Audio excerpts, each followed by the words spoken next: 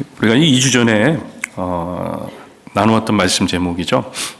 그리고 지난주에는 여러분 주보에도 나왔듯이 주의 전을 사모하는 열심으로 시작합시다, 이런 말씀이었고요. 사실 다 연결이 됩니다. 연결되는데요. 오늘 두 번째 똑같은 제목으로 예수님을 존중하면 모든 것이 이루어집니다. 여러분, 이 말씀이 우리 삶 가운데 각인되기를, 고백되기를 주임으로 축복합니다.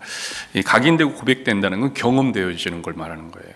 우리는요, 경험하지 않으면 우리 마음 가운데 각인이 안 됩니다. 우리가 아무리 알려고 해도 우리가 체험되지 않으면, 우리가 그 자리에 가보지 않으면 알 수가 없습니다. 예수님을 존중하면 모든 것이 이루어집니다. 이것은 성경이 이야기하고 있는 것이고요. 또 성경 안에서 예수님을 만난 사람들이 고백하는 것이고, 오늘날도 예수님과 함께하는 오직 예수인 분들이 함께 누리는 하나님의 은혜입니다. 여러분, 이 은혜가 여러분 가운데 늘 이루어지는, 경험되어지는, 그래 너무 중요한 것이 되는 그러한 일들이 일어나기를 축복합니다. 오늘 본문 보면요, 크게 그 두 부류의 인물이 등장을 합니다. 이게 이 말씀을 좀 길게 읽었는데, 두 부류의 그 한 부류는요, 제사장에 속해 있는 그 부류고요. 그리고 한 부류라고 하긴 좀 그렇지만 한 인물은 베드로입니다. 그러니까 베드로, 그 다음에 제사장 무리, 이렇게 두 부류.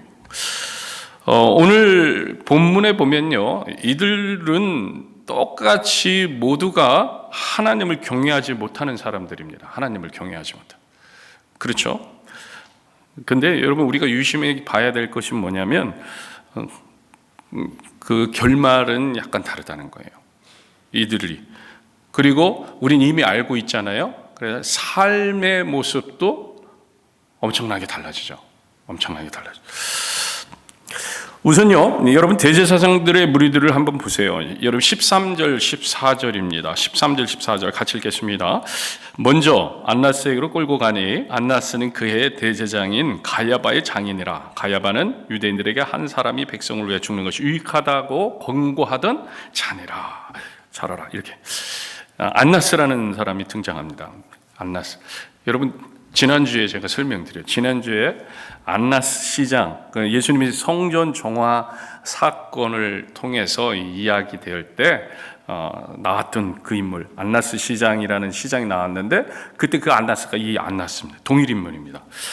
당시 이스라엘 종교계에서 실세 중에 실세, 종교계에서 실세 중에 실세라는 것은요, 정치적으로도 실세 중에 실세라는 겁니다. 9년 동안 대제사장 지냈던 인물입니다. 아주 수완이 뛰어난 사람이고요. 그래서 자기의 네 아들과 또 사위, 손자, 다 제사장 시켰던 그런 사람. 그러니까 로마하고 이야기해가지고 쑥덕 해가지고 계속 임명받은 그런 인물이 안나스입니다. 그리고 자신은 그 뒤에서 모든 실권을 행사해서 대사장 중에 대제사장이 된 거죠, 실제적으로. 오늘 본문도 보세요. 여러분, 이상한 점이 있지 않아요? 지금 예수를 잡아서 처음 찾아간 게 안나스. 대제사장이 아니에요, 당시에. 근데 안나스에게 데려갑니다. 왜? 실권자예요. 정규적인 우두머리. 그만큼 안나스는요, 영향력 있는 사람이었고요. 또 한 가지는요, 이 안나스가 예수님을 죽이기 위해 꾸며졌던 모든 음모의 중심적인 인물이었습니다. 예수님을 죽이려고 하는. 안나스에게 예수님은요, 눈에 가시 같은 존재죠. 아주 빨리 치워야 되는. 성전에서 재물을 팔아서 가장 많은 부를 축적한 사람 안나스입니다. 그런데 예수님께서는 성전을 청결하게 하시는 거예요. 그리고 타락한 제사장들에게 준엄한 책망, 또 경고, 이런 걸 하신 거예요. 지금까지는 아무도 감히 그렇게 하지 못했는데, 그런 말을 나서서 하지 못했는데, 예수님께서는요, 그들의 죄악을 폭로하신 거예요. 꾸짖으신 겁니다. 이런 예수님이 안나스에게는요, 눈에 가시가 된 거예요. 그래서 죽이려고 하는 거죠. 여러분, 이것이 누구의 계획이라고요? 대제사장의 손에서 이루어지는 계획.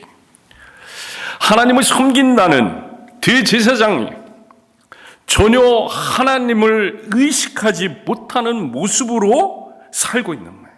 전혀 하나님을 경외하지 못합니다.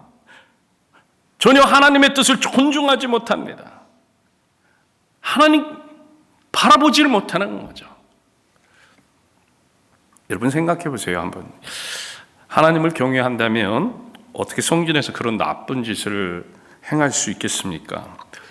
물론 이들은요 이런 생각을 했을 겁니다. 자신들을 합리화했겠죠. 어떤 생각이요? 우리가 사람들을 편하게 해주고 있다. 사람들을 도와주고 있다. 제물로 사용할 동물들을 직접 끌어오지 않아도 되니 그래서 와서 구입해서 사서 제물로 드리면 되니 얼마나 편하니 큰 도움을 주는 거냐 이런 생각을 했을 겁니다. 맞습니다. 처음에는 이런 의도였을 겁니다. 하나님께 정성껏 예배하는 것을 돕자. 그렇죠. 하나님 앞에 정성껏 예배해야 되는데 성전세를 세겔로 드려야 되는데 세겔이 없으면 우리가 정성껏 예배할 수 있도록 그 중심 가운데 세겔로 드릴 수 있도록 돈을 바꿔주자. 그리고 먼 거리에서 왔는데 하나님을 온전히 섬길 수 있도록 그때부터 수고해서 동물들을 끌고 오느라고 지치지 않도록 이곳에는 그냥 몸만 와서 잘 드릴 수 있도록 하나님을 예배하는 예배를 도와주자. 여러분 그 중심이 하나님의 뜻에, 하나님의 계획에, 하나님의 뜻에 있었습니다. 그런데 이게 자꾸 바뀌는 거예요. 문제는 여기 있는 거죠. 하나님 중심이었는데 어느새 나 중심으로 바뀌는 거예요. 여러분 이게 문제입니다. 하나님 중심이었는데 어느새 우리 중심으로 바뀌는 거예요. 하나님 중심이었는데 어느새 다른 게 중심으로 바뀌는 거예요. 그래서 우리가 깨어 있어야 한다는 이야기를 하게 되는 거예요. 하나님을 예배하는 것보다 이제는 자기들의 이익이 중심이 됩니다. 그러니까 이상한 규칙이 생깁니다. 멀쩡한 재물이 불합격 처리가 됩니다. 왜요? 보니까 돈이 되거든요. 핑계는 있겠죠. 그거보다 더 좋은 게 이거야. 우리가 가지고 있었던 것도 시간이 지나면 나빠지니까 보니까 상대적으로 괜찮네? 이게 더 좋네? 바꿔. 이걸 해. 바꿔놓고 보니까 그것도 아깝네? 근데 다른 애가 가지고 왔는데 이거보다 더 안 좋네? 이거 다시 그걸로 바꿔. 처음에는 하나하나 아주 작은 부분에서 그렇게 했겠죠. 그러다 그것이 그냥 전통이 되고 습관이 됩니다. 무조건 다 했잖아. 야, 그냥 바꿔줘. 환전을 해주면서 폭리를 취합니다. 하나님을 예배하는데 결국은 어떻게 됩니까? 오히려 오는 사람마다 더 불편해지는 거예요. 예배를 돕자고, 예배를 잘 드리게 해주자고 시작한 일인데 이제 오는 사람마다 마음이 불편해지는 거예요. 그리고 정성껏 하나님 앞에 나가려고 하는 사람, 누구 같은 사람? 예수님 같은 사람. 너무 불편한 거예요. 너무 불편해. 그러니까 성전 정화를 분노하신. 여러분 바뀐 거예요. 무엇이 우선순위인지가 바뀐 겁니다. 그러면서도 계속해서 처음 의도를 생각하며 합리화시킵니다. 우리가 예배를 돕고 있는 거야. 우리가 예배를 돕고 있는 거야. 사람들한테 그렇게 얘기합니다. 우리가 예배를 돕는 거야. 그러니까 너희들은 계속 바꿔. 세겔로 바꿔. 비싸더라도 그렇게 바꿔. 우리가 예배를 돕는 거야.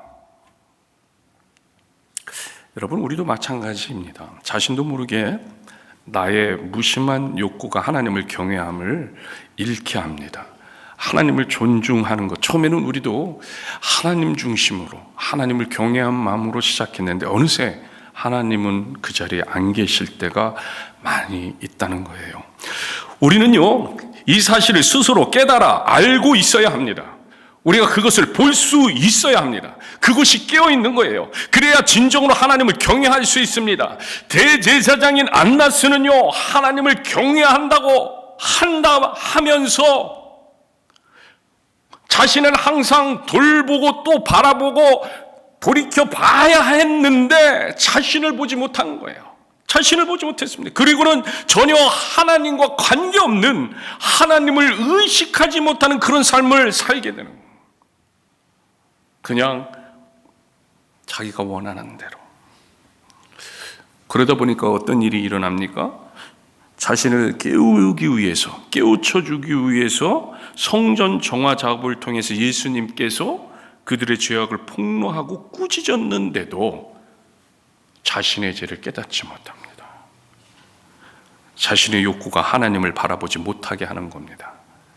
자신의 합리화가 너무 견고해서 이제 그것이 맞다고 생각하는 겁니다.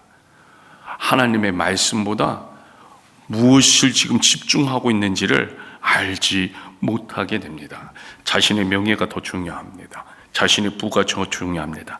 자신의 지위가 더 중요합니다. 자신의 영향력이 더 중요합니다. 벌써 하나님보다도 자신이 높아졌습니까? 그러니까 이런 마음이 듭니다. 예수, 네가 뭔데 감히 나를 능멸해? 내가 하고자 하는 거에 대해서 방해를 해? 죽여야 될 대상이구나. 여러분 22절 한번 보세요. 22절, 예수님이 대제사장 앞에서 답변했다는 것으로 예수님께서 목욕을 당하십니다. 그냥 대제사장의 물음 앞에 대답했을 뿐인데 22절 보세요. 뭐라고 하십니까? 이 말씀하심에 곁에 섰던 아랫사람 하나가 손으로 예수를 쳐 이르되 네가 대제사장에게 이같이 대답하느냐 하니 무슨 말입니까? 감히 내가 눈 치켜들고 대들어 눈 까라, 이런 모습이 발생한 겁니다. 무슨 얘기예요? 당시 분위기가 그렇게 되었다는 거예요. 당시 분위기가. 안나스는 이런 대우를 받고 살았다는 거예요. 대제사장에 받는 대우입니다. 근데 그 대우를 받다 보니까 자기가 하나님이 된 줄 아는 거예요. 자기가 예수님이 된 줄 아는 거예요. 한마디로 뭐예요? 교만해진 거예요. 하나님을 경외하기보다는 스스로를 경외하고 스스로를 자랑하고 스스로를 인정하는 그 자리, 늘 그런 대우를 받다 보니까 그렇지 않은 모습을 보면 네가 나를 무시해? 네가 나한테 덤벼? 네가 나한테? 이렇게 돼. 교만해진 거예요. 교만해진 거예요. 교만은요, 신앙생활의 최대의 적입니다. 근데 이 대제사장들이 교만해져서 자기들의 자리를, 위치를 깨닫지 못합니다. 여러분, 야고보서와 베드로전서에는 이런 이야기들을 하나님께서 우리에게 말씀으로 주십니다. 야고보서 4장 6절, 그러나 더욱 큰 은혜를 주시나니 그러므로 일렀으되 하나님이 교만한 자를 물리치시고 겸손한 자에게 은혜를 주신다 하였느니라. 여러분, 말씀 분명히 말합니다. 겸손한 자에게 은혜를 주신. 베드로전서 5장 5절, 젊은 자들아 이와 같이 장로들에게 순종하고 또 서로 겸손으로 허리를 동이라. 하나님은 교만한 자를 대적하시되 겸손한 자에게 은혜를 주시니라. 하나님은 분명히 말씀하십니다. 겸손한 자에게 은혜를 주시라. 교만한 자는 절대로 하나님께서 함께하지 않는다고 말씀하십니다. 실제로요, 이스라엘 백성이 출애굽합니다. 그리고 다 1세들은 광야에서 죽고 1.5세, 2세들만 가나안 땅에 들어갑니다. 그 이유를 느헤미야는요 9장에서 이렇게 고백합니다. 느헤미야 9장 16절 같이 읽겠습니다. 그들과 우리 조상들이 뭐하여? 교만하고 목을 굳게 하여 주의 명령을 듣지 아니하고 그렇기 때문에 가나안 땅에 들어가지 못합니다. 여러분, 이것이 교만의 결과입니다. 성경에는요 이런 교만의 결과가 많이 나오잖아요. 여러분, 사울왕도 그랬습니다. 처음엔 겸손했습니다. 그런데 교만해졌어요. 솔로몬이 말년의 행보도 그렇지 않습니까? 처음에는 겸손했습니다. 그런데 교만해졌어요. 압살롬이 아버지 다윗왕을 몰아내면서 왕위에 오르는 것, 그것도 결국 교만입니다. 내가 잘났다 이런 거죠. 근데 그 결말은 뭐예요? 다 똑같이 됩니다. 잠언에서 그래서요 누누이 이야기합니다. 16장 8절, 교만은 패망의 선봉이요 거만한 마음은 넘어짐의 앞잡이 돼. 잠언 18장 12절, 사람의 마음의 교만은 멸망의 선봉이요 겸손은 존귀의 길잡이 돼. 결국 하나님은요 교만한 사람과 함께 하지 않으십니다. 교만한 자를 하나님은 끊기를 원해요. 왜 그럴까요? 왜 그럴까요? 사실 교만이라는 자체가 하나님을 바라보지 않고 나를 세우는 것이 교만이기 때문이에요. 어떻게 할 수가 없는 거예요. 도와주려고 해도 하나님을 의지하지 않으니까 사실은 자기 갈 길로, 자기의 소견에 옳은 대로 가는 거예요. 하나님은요, 하나님을 경외하는 자, 하나님을 의지하는 자, 하나님을 높이는 자, 그런 자들과 함께 하십니다. 왜요? 그런 자들이 겸손한 자. 여러분, 우리가요 겸손의 개념을 잘 가져야 됩니다. 제가 새벽에도 겸손에 대한 개념을 잘 말씀을 드렸는데, 겸손은 우리가 생각하는 것처럼, 세상 사람들이 생각하는 것처럼 자기를 낮추는 게 겸손이 아니에요. 자기를 낮추는 게 우린 겸손이라고 배웁니다. 세상 윤리도 그렇고 도덕도 그렇고 세상에, 여러분 그거는 2% 아니 사실은 가장 중요한 98%를 놓치는 얘기예요. 자기를 낮추는 게 겸손이 아니라 하나님을 높이는 게 겸손이에요. 하나님을 높이는 게 겸손. 여러분 이 사실을 우리가 분명히 깨달아 알아야 됩니다. 나를 높이는 것이 교만인 것처럼 하나님을 높이는 것이 겸손이에요. 겸손. 사도행전 13장 22절 보세요. 같이 읽겠습니다. 패하시고 다윗을 왕으로 세우시고 증언하여 이르시되 내가 이새의 아들 다윗을 만나니 내 마음에 맞는 사람이라 내 뜻을 다 이루리라 하시더니, 하나님께서 다윗을 봤는데요 그 됨됨이를 보니까 여호와 하나님의 마음에 쏙 드시는 거예요. 그래서 하나님께서 마음의 결정을 하십니다. 내가 너 다윗을 통해서 내 뜻을 다 이루리라. 무슨 얘기예요? 쓰시겠다는 거예요. 하나님이 다윗을 쓰시겠다. 근데 이 다윗의 됨됨이가 무슨 됨됨이니까? 여러분 잘 알고 계신 이 다윗의 됨됨이, 다윗의 됨됨이 바로 겸손이에요. 겸손인데, 겸손이 뭐라 그랬죠? 하나님을 높이는 거. 다윗이 그런 자였어요. 하나님을 높이는 거예요. 하나님을 온전히 높이는 거예요. 그 한계가 뭡니까? 사울 왕을 죽일 수 있는 순간에도 오히려 하나님께서 기름 부은 자 사울에게 최선을 다하는 다윗의 모습이 나오잖아요. 하나님을 높이는 거예요. 여러분 우리 같으면 그렇죠. 나를 죽이려고 하는 사울 왕을 만났는데 죽여야죠. 근데 다윗은 그렇게 하지 않아요. 하나님을 높입니다. 하나님. 여러분 이게 기본이에요. 우리 신앙인들이 말하는 겸손의 기본은 하나님을 높이는 거예요. 하나님을 높임으로 말미암아 그 다음에 나를 남보다 더 못하게 여기는, 남이 나보다 낮게 여기는, 그거는 세상이 이룬 거 비슷하죠. 근데 우리는 98%가 뭐가 먼저 되는, 하나님을 높이는 게 돼요. 하나님의 뜻을 따르는 게, 그게 겸손. 다윗은요 먼저 하나님을 높이고 그리고 거기에서 자신을 낮춥니다. 사무엘상 18장 18절을 보세요. 사무엘상 18장 18절 같이 읽겠습니다. 다윗이 사울에게 이르되 내가 누구며 이스라엘 중에 내 친속이나 내 아버지 집이 무엇이기에 내가 왕의 사위가 되리까 하였더니, 지금 다윗이요 어떤 상황이냐면 골리앗과 싸워서 이겼습니다. 그래서 블레셋과의 전쟁에서 대승을 이루었어요. 엄청난 승리입니다. 이때 이스라엘 백성들이요, 소리를 치기 시작합니다. 사울이 죽인 자는 천천히요, 다윗은 만만이로다. 만만이로다. 여러분, 웬만한 사람 같으면요, 대단히 우쭐거릴 수 있는 상황입니다. 자랑스럽게 여길 수 있는 상황입니다. 거들먹거릴 수 있는 상황입니다. 여러분, 이것은요, 한 민족의 영웅이 된 겁니다. 거기다가 왕이 약속까지 했습니다. 무슨 약속을 합니까? 골리앗을 무찌르면 자신의 딸을 주겠다. 자신의 딸과 혼이 날 수 있도록 해주겠다는 공약까지 걸었습니다. 여러분, 이런 상황이에요. 칭송, 그렇죠? 칭송과 지위, 왕의 사위라는 지위까지 보장된 상황. 그런데 이런 상황에 있어서 다윗이 하는 말을 보세요.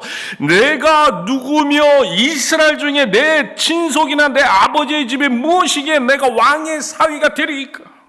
저는 그럴 만한 사람이 아닙니다. 저는 아닙니다. 여러분, 이것이 지금 다윗의 됨됨입니다. 여러분, 다윗의 됨됨이. 겸손. 하나님은요, 이런 사람을 지금 찾고 계시는 거예요. 하나님을 높일 줄 아는 사람, 그리고 그 때문에 하나님의 뜻으로 이루어진 것이기 때문에 자신을 또한 낮출 줄 아는 사람, 결국 하나님을 경외하는 사람, 오늘 우리 표현으로 예수님을 존중하는 사람을 찾으시. 근데 왜 이렇게 하나님을 존중하라고 하실까요? 왜 예수님을 존중하라고 하실까요? 여러분, 오늘 말씀 제목 한번 같이 읽겠습니다. 말씀 제목 한 번 더 같이 시작.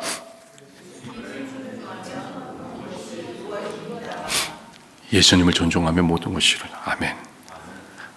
그렇기 때문에 그러라는 거예요. 그렇기 때문에 이 은혜를 누리라고 하시는 겁니다.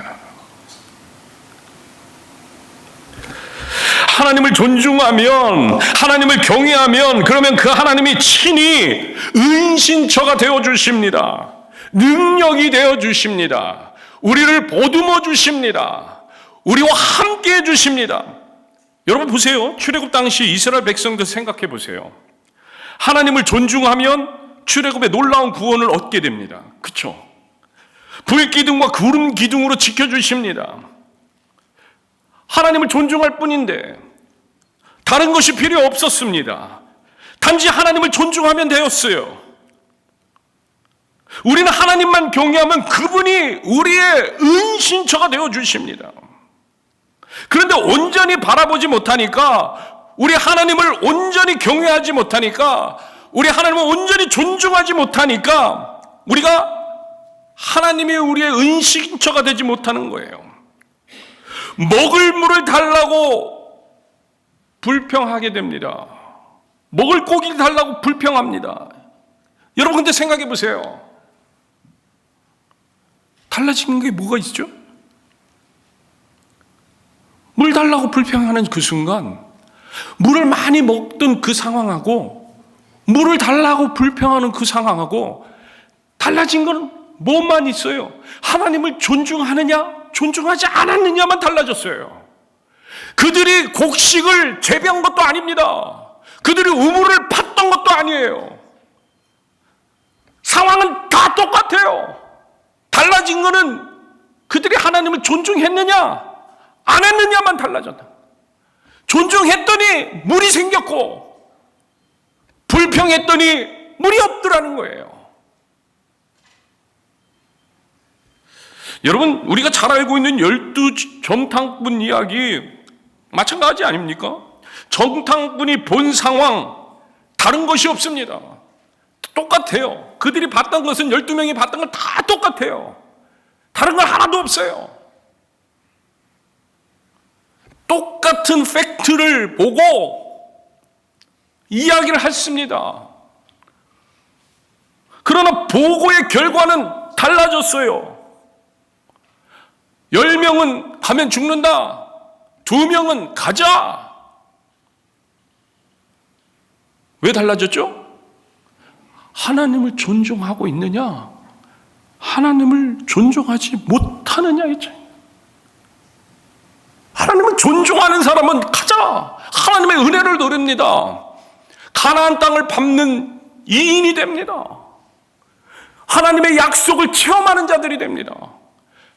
하나님이 은신처가 되심을 경험하는 자들이 됩니다.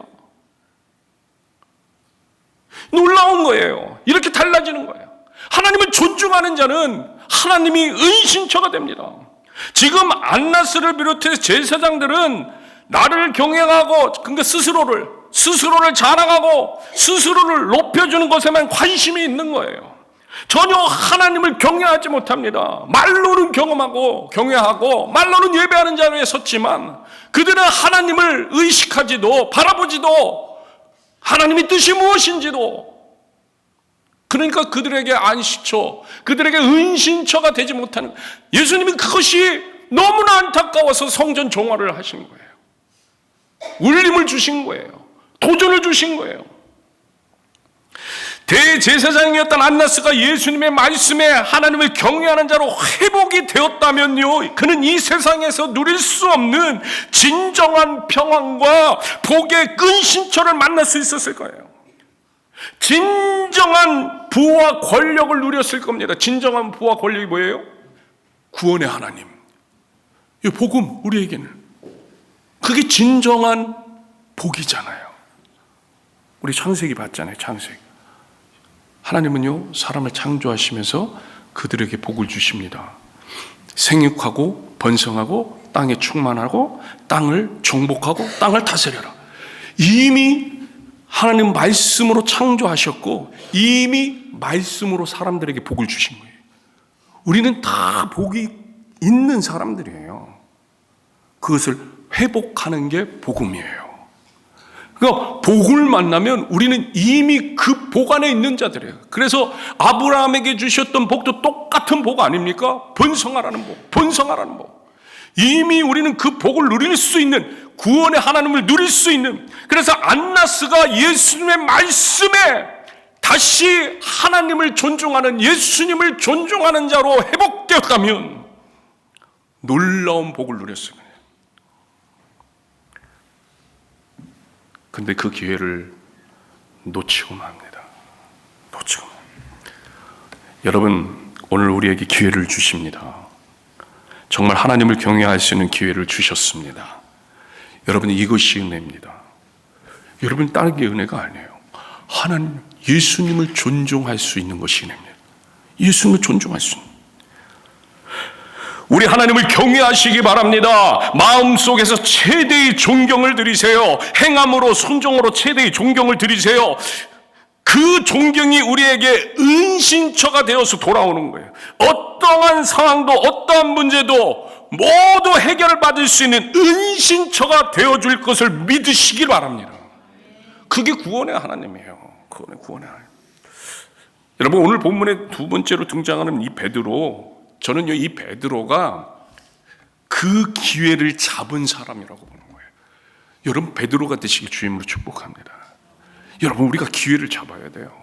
매일 잡아야 돼요. 날마다 잡아야 돼요. 매 순간 잡아야 돼요. 베드로는요, 오늘 본문에서요, 3번씩이나 예수를 모르는 사람은 부인합니다. 그렇죠? 예수 나 몰라. 예수님을 경외하지 못하는 모습입니다. 그런데 우리는 잘 알고 있어요. 베드로는요, 이런 하나님을 경외하지 못하는 베드로로 끝나지 않습니다. 조금 뒤의 이야기이긴 한데요, 예수님이요 부활하신 후에 고기 잡고 있는 베드로를 가시잖아요. 그때 이야기를 여러분 생각해 보세요. 그것을 예수님은요, 베드로에게 3번을 물으십니다. 베드로야, 네가 나를 사랑하느냐? 네. 네가 나를 사랑하느냐? 네. 네가 나를 사랑하느냐? 네. 주님 아십니다. 솔직한 거예요. 주님 아십니다. 저는요, 이때 베드로가 펑펑 울었을 거라고 생각해요. 펑펑 울었어요. 왜겠어요? 그는 그 내면에서 그 마음 중심에 정말 큰 깨달음이 있었기 때문에 내가 정말 예수님을 따르기를 원했고 또 원하고 내가 진정으로 예수님을 사랑한다, 그것을 깨달아. 그래서 베드로는 결국 제 마음을 아십니다. 제 마음을 아십니다. 저 아주 깊게 당신을 사랑하고 있는 것을 깨달았습니다. 제 마음을 아십니다. 여러분 바로 이거예요. 이것이 하나님을 경외하는 거예요. 이것이 하나님을 존중하는 거예요. 이것이 예수님을 존중하는 거예요. 그런데요, 놀라운 것은 그 시작이 오늘 본문에 있다는 거예요. 그 시작이. 여러분, 베드로가요 닭 울음소리를 듣고 예수님의 말씀이 생각났다고 오늘 본문은 그렇게 맺습니다. 그러나 다른 복음에서 똑같은 기사를 조금 디테일하게 이야기합니다. 마태복음 26장 75절 보세요. 같이 읽겠습니다. 이에 베드로가 예수의 말씀에 닭 물기 전에 내가 3번 나를 부인하리라 하심이 생각나서 밖에 나가서 뭐 하더라고요? 심히 주여 우는 거예요. 마가복음 똑같이 기록하십니다. 그런데 누가복음에서는요 또 이 말씀을 조금 더 자세히 설명해 주십니다. 누가복음 22장 61절에 보면요, 닭이 울고요 주께서 돌이켜 베드로를 보세요. 베드로를 보세요. 마주쳐요. 무슨 말씀입니까? 언제나 항상 주님은 우리를 돌아보십니다. 보고 계시다는 것. 우리가 실수할 때도 우리를 돌아보십니다. 그 눈은 사랑이 가득한. 이때 베드로의 마음이 어땠다고요? 마태복음에 보니까 심히 통곡한.